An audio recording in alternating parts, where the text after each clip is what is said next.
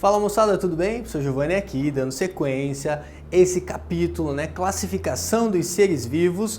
Na aula passada nós falamos dos reinos dos seres vivos. Nós vimos lá, que tem a classificação dos 5 grandes reinos: reino Monera, reino Protoctista, sendo o mais atual, o reino Protoctista. Daí temos o reino Fungi, reino Animalia e reino Plant. Então são esses 5 reinos pela classificação do Robert Whittaker.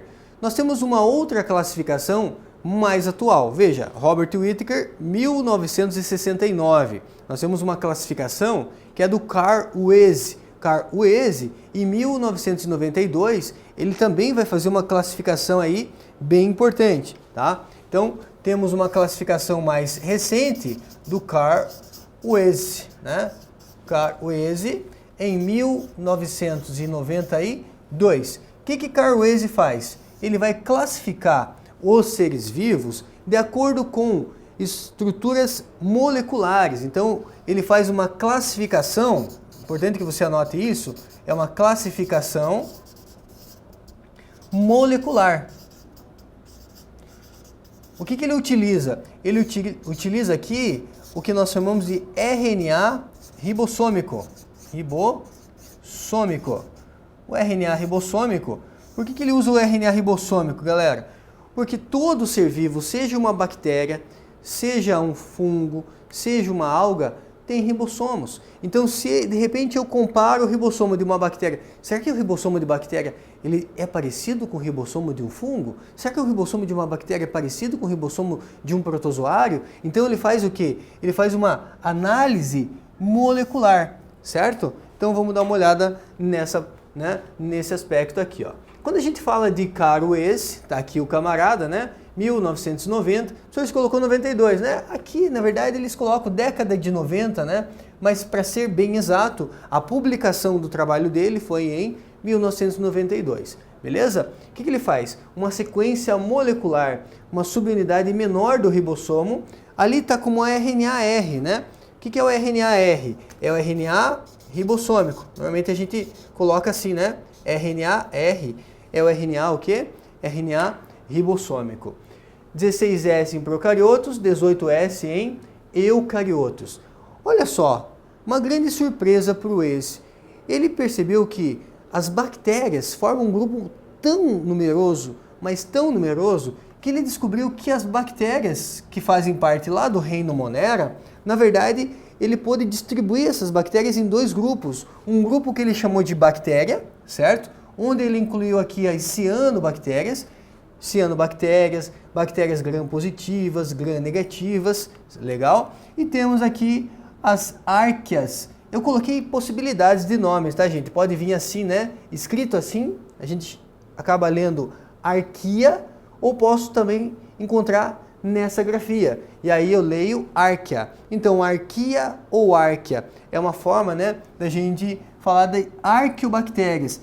Essas arqueobactérias são bactérias, gente, que são extremófilas. O que é uma bactéria extremófila? É uma bactéria que ela consegue sobreviver, por exemplo, em altas temperaturas.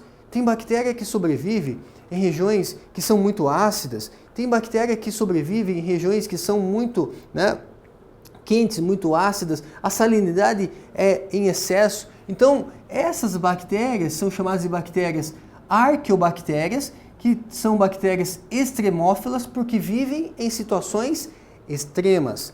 Legal? Veja, tem uma bactéria que é a Helicobacter pylori ou H. pylori, que ela consegue sobreviver no nosso estômago. Ela consegue produzir uma substância ali em volta dela que deixa ela protegida em relação ao ácido do nosso estômago.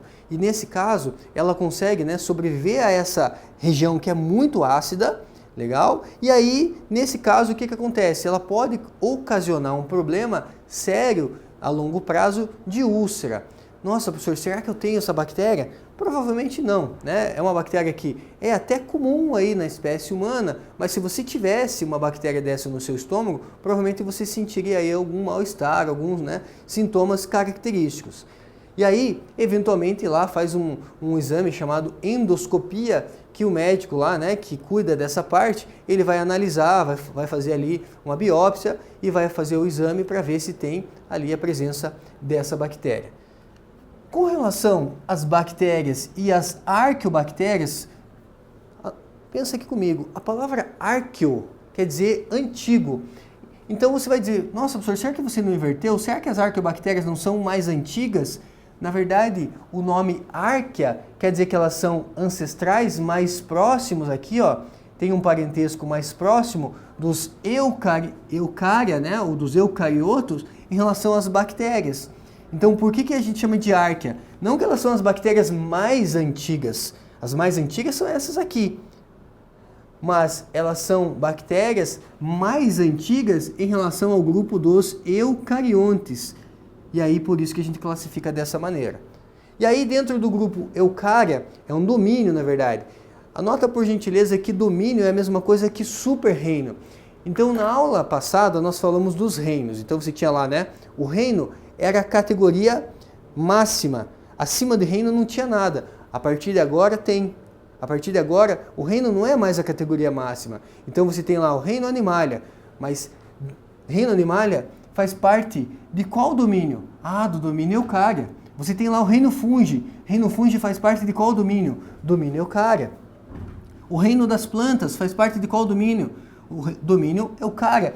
Então o domínio, gente, é como se fosse um super reino, certo? E os reinos acabam ficando, né, embaixo desse domínio. Então o domínio eucária, você vai ter aqui o reino protista, o reino plante, o reino fungi e o reino animalia. Fazem parte do domínio eucária. Então veja, para nossa sorte ele não vai bagunçar, ele mantém a classificação dos reinos, só que agora vem aqui um super reino que é mais poderoso em termos de classificação. Legal? Então tá aí, né, a explicação de acordo com Carl Weise. O que eu preciso que você anote? Que o Weise ele fez uma comparação através de sequências moleculares, né? Através de moléculas. Que molécula é essa? O RNA ribossômico. Sendo bem específico, a partir, né, da subunidade menor do RNA ribossômico. Aqui, novamente, eu vou fazer um exercício com vocês agora, né, em relação desde domínio. Então, veja, ó, a gente tinha lá o nome do rei. Rei, fi, co, fa, ge, né? Rei, fi, co, fa, ge. Acima de reino, agora nós temos uma categoria mais poderosa, que é o domínio. Uma outra coisa que eu não falei para vocês, né, para não falar tudo de uma vez e não confundir, perceba que onde está filo também pode aparecer o que, galera? Pode aparecer divisão. Eu deixei para falar nesse momento, porque quando eu falo de animal, eu uso o termo filo. Então, filo dos poríferos, filo dos cordados, filo dos plateumintos, filo dos anelídeos. A gente usa o termo filo quando a gente vai classificar um animal. Agora, se eu vou classificar uma planta, aí eu não uso o termo filo, a gente usa o termo divisão. Em termos hierárquicos é a mesma coisa, divisão ou filo. Só que divisão a gente usa para planta, filo a gente usa para classificar animal. Então vamos pensar no ser humano aqui. O ser humano faz parte do domínio eucária, o reino animalia, o filo Chordata, a classe Mammalia, a ordem dos primatas, a família Hominidae, o gênero Homo e a espécie, essa altura do campeonato não dá para errar, a espécie é Homo sapiens. Ô professor, se não sublinhou? Não sublinhei porque quando você digita, você vai colocar em itálico, né? De preferência, usa o bom senso aqui, coloca lá em itálico. Do lado de cá, a gente vai classificar o quê? A maçã. A maçã é uma planta, certo? Se a maçã é uma planta, então vamos dar uma olhada. O domínio também é eucária, é um vegetal. Qual é o reino? O reino plante.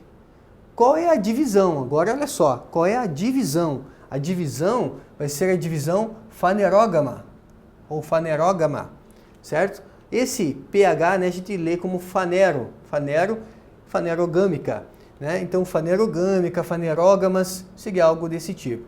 Classe vai ser a classe Eudicotyledôneas, né? Ou Eudicotyledonea. E aí, você tem aqui a ordem Rosales. Ah, professor, não bate em nada. Lógico, a gente está classificando um animal e uma planta, vai ser bem diferente aqui. Veja que a única coisa que eles compartilham é o mesmo domínio, o domínio dos eucariontes. Presta atenção agora na família. A família vai ser Rosaceae. Lembra que eu falei para vocês? Quando é família de animal, termina com idae. Quando é família de planta, termina com Aceae. Então, nesse caso, é uma forma de você saber se estou falando de planta ou estou classificando um animal. O gênero Malus e a espécie vai ser Malus angustifolia. Então, o nome científico é a categoria aqui, né? Em relação à categoria binomial, né? A classificação binomial lá do Linneu. Então, o binome é a espécie. Quando a gente vai, então, classificar um animal, a família termina com Idae.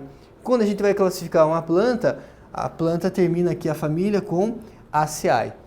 Isso ajuda, gente. Quando às vezes aparece, por exemplo, vamos supor, o texto fala, né, de uma planta e de repente aparece lá Rosaceae. Cara, se aparece Rosaceae, você já sabe, opa, Rosaceae é a família, certo? Hominidae é a família. Então já ajuda para você se situar, para você conseguir, né, a classificação ali, se organizar em termos do que ele está me dando. Ele está me dando a família. Ah, então eu consigo localizar se é a família, consigo, né, me achar no exercício. Beleza? Para fechar, tenho aí com vocês 4 exercícios que eu separei. Estima-se que até 100 milhões de diferentes espécies vivas dividem esse mundo com você. Toda essa diversidade é classificada em categorias taxonômicas hierárquicas. Assinale a opção que corresponde às principais categorias taxonômicas em ordem decrescente de hierarquia. Então, ordem decrescente se começa lá com domínio, certo? Ordem decrescente tem que começar lá domínio, daí você tem reino, depois nome do rei, né? Então, domínio está aqui, reino, filo, opa, é ficofage, então a classe vem antes, então não pode ser a letra A. Então vamos dar uma olhada aqui na letra C, ó, domínio, daí o nome do rei, rei, ficofage. Então pega a alternativa C. Em ordem decrescente vai ser a alternativa C. Legal? Fácil, né? Só para dar uma praticada em relação às categorias taxonômicas, né, em ordem decrescente. Mais um exercício? Aqui diz o seguinte, o exercício aí do Enem 2017, a classificação biológica proposta por Robert Whittaker permite distinguir 5 grandes linhas evolutivas, utilizando critérios de classificação, a organização celular e o modo de nutrição. O ESE, está falando do Carl Oese, e seus colaboradores, com base na comparação das sequências que codificam o RNA ribossômico dos seres vivos, estabeleceram relações de ancestralidade entre os grupos e concluíram que os procariontes do reino Monera não eram um grupo assim tão coeso, né? Ele separou em bactéria e arqueobactéria, do ponto de vista evolutivo. A diferença básica nas classificações citadas é que a mais recente, que é do Carl Oese, se baseia fundamentalmente em... Galera, Carl Oese, ele analisou o que? Sequência molecular. Para estabelecer o quê? Para estabelecer ancestralidade entre os grupos. Então ele me dá uma dica, né? Ele me dá uma dica, se ele estabeleceu aqui a questão da ancestralidade, quem fala de ancestralidade, qual é a parte, né, que fala de ancestralidade? É o que nós chamamos de filogenia. Filogenia que estabelece ancestralidade. Então, é tipo de célula? Não, não é tipo de célula. É aspecto ecológico? Não é aspecto ecológico também. Mas vai ser o quê? Relações filogenéticas, porque filogenia fala de ancestralidade, fala de parentesco, né, através da análise de ancestrais. Então, letra C, alternativa correta em relação a esse exercício. Bora lá, mais 2 exercícios. Temos aqui, ó, bactéria, árquea são seres procarióticos e eucária são seres eucarióticos. O cladograma ilustra a evolução dos seres vivos a partir da classificação em domínios proposta por Carl Oese. A partir da análise da ilustração e do conhecimento atual a respeito desse modelo de classificação biológica, pode-se afirmar o quê? Né? O que a gente pode afirmar? Que a comparação bioquímica do RNA ribossômico dos seres analisados foi o principal critério? Foi essa análise bioquímica do RNA? Sim, né, gente? Foi o principal critério utilizado pelo pesquisador para dividir os seres vivos em 3 grandes domínios. Então, a alternativa correta está perfeita, essa alternativa A. Essa classificação contradiz conceitos darwinistas? Veja, que ele mistura, tenta confundir você com conceitos diferentes. Então, falso. O domínio bactéria se modificou intensamente ao longo da evolução, o que aproxima filogeneticamente seres mais complexos do domínio Eukarya? Não, quem está mais próximo do Eukarya são os árqueas, né? Então, quando a gente fala árquea é antigo em relação aos eucárias, né? Em relação aos eucariontes. Então, falso. D. Relações de endossimbiose que favoreceram relações bioenergéticas ocorreram entre seres do domínio árquea e eucária. Na verdade, gente, existe uma outra linha de pensamento que fala, né, da questão da endossimbiose, que é uma classificação a partir de simbioses, mas não tem nada a ver com caro esse, certo? Daí é uma outra linha de pensamento, outros cientistas que vão trazer um pensamento, uma classificação a partir de simbiose. O que é uma simbiose? É uma relação entre os seres vivos, beleza? Tá aí então, falso, porque não está de acordo com o estudo, né, do Carl Weise. E letra E. A proximidade filogenética considerada equivalente entre os três grupos representados devido à presença de um ancestral comum a todos os organismos na base do cladograma. Também traz um conceito meio generalizado, mas não é aplicado ao que a questão está pedindo. Último exercício, trabalhos comparativos de sequências de DNA de diversos organismos classificaram em apenas 3 grandes grupos, ou domínios, todos os organismos conhecidos até então, bactéria, árquea e eucária. Contrapondo-se ao que se acreditava há 40 anos, as arqueobactérias não originaram as bactérias atuais, né? Achavam que elas eram mais antigas, mas não originaram as bactérias atuais, mas derivaram do mesmo ancestral comum que elas. Nesse caso, galera, apesar dessa semelhança evolutiva, as arqueobactérias são diferentes das bactérias porque as primeiras, né? As primeiras, ele está falando das arqueobactérias, apresentam célula procariótica. Ambas são procariontes, né? Ambas fazem parte ali do reino Monera, e reino Monera é procarionte. Contém tanto DNA quanto RNA? Não, né, gente? Se a gente pensar em bactéria, a bactéria tem como material genético o DNA. Tem RNA em bactéria? Tem o RNA ribossômico, já que ela tem ribossomos. Então, não entra aqui nesse exercício a letra B, né? Não encaixa aqui a letra B. Possuem organização unicelular? Ambas têm organização unicelular. Letra D. Habitam ambientes com condições extremas? Lembre-se, eu falei para vocês que as arqueobactérias são bactérias extremófilas. Então aqui cabe perfeitamente. Essas são extremófilas. As bactérias comuns, essas não são extremófilas. Então a alternativa correta, letra D. Fechamos assim mais uma aula. Até o nosso próximo encontro e tudo de bom para vocês. Tchau!